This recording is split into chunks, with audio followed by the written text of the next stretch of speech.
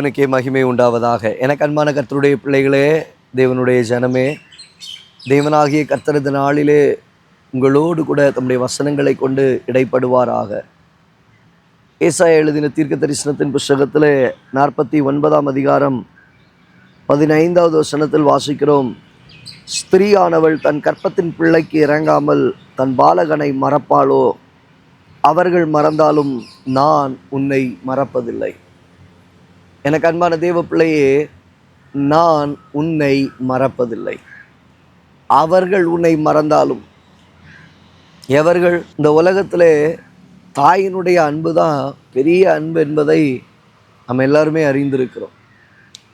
ஏனென்றால் தாயானவள் தன் பிள்ளையை அளவில்லாமல் நேசிக்கக்கூடியவள்.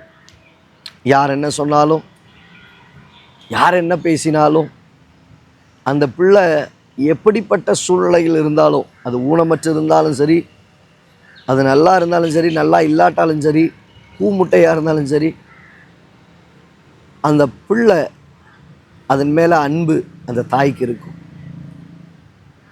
சொல்லுவாங்கள்ல, காக்கைக்கு தன் குஞ்சு பொன் குஞ்சு அப்படின்வாங்க. அப்போது அந்த தாய்க்கு தன் பிள்ளை என்பது மிகப்பெரிய ஒரு பொக்கிஷம். இப்படிப்பட்ட ஒரு தாயினுடைய அன்பும் என்ன செய்யுமாம்? மறக்கப்பட்டு போகுமா?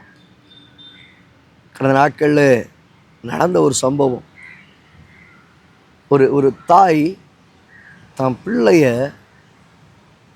வெட்டி துண்டாக்கி அவன் என்ன செய்கிறான்னா, வெளியே குப்பை கிடங்களில் கொண்டு போய் போடுகிறான். இன்னொரு சம்பவம், பெற்றெடுத்த தன் பிள்ளைய யாருக்கும் தெரியாமல் கொண்டு போய் குப்பை தொட்டியில் போய் அவள் போட்டு வச்சிருக்கிறான்.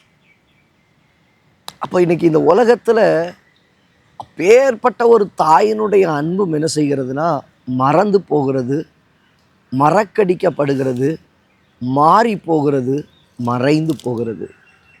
ஆண்டவர் சொல்லுகிறார், அவர்கள் மறந்தாலும். யாரை வச்சிருக்கிறது? அந்த தாயினுடைய அன்பு தானப்பா. அந்த தாயும் மறந்து போவாள், தேவன் உன்னை மறவாதவர்.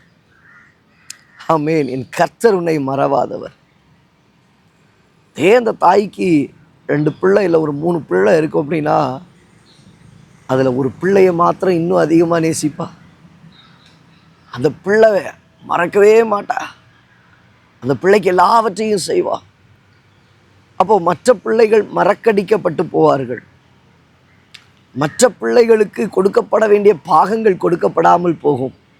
ஆனால் தேவன் அப்படிப்பட்டவர் அல்ல. அவர் உன்னை மறந்து போவதற்கு அநீதி உள்ளவர் அல்ல. தேவனாகிய கர்த்தர் பாரபட்சம் உள்ளவர் அல்ல. அவர் ஒரே விதமாய் நேசிக்கிறார், ஒரே விதமாய் சிநேகிக்கிறார். அவர் உன்னை மறப்பதில்லை.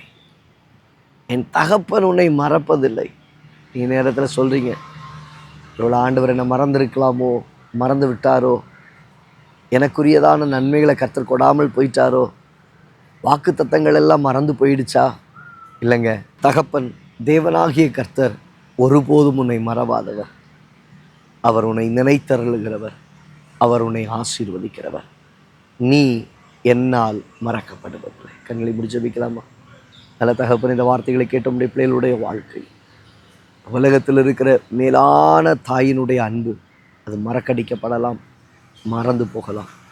ஆனால் தேவனாகிய கர்த்தரோ, நீர் எங்களை மறவாதவர், தம்முடைய பிள்ளைகளை மறப்பதில்லை, என்னால் மறக்கப்படுவதில்லை என்று சொன்னீரே.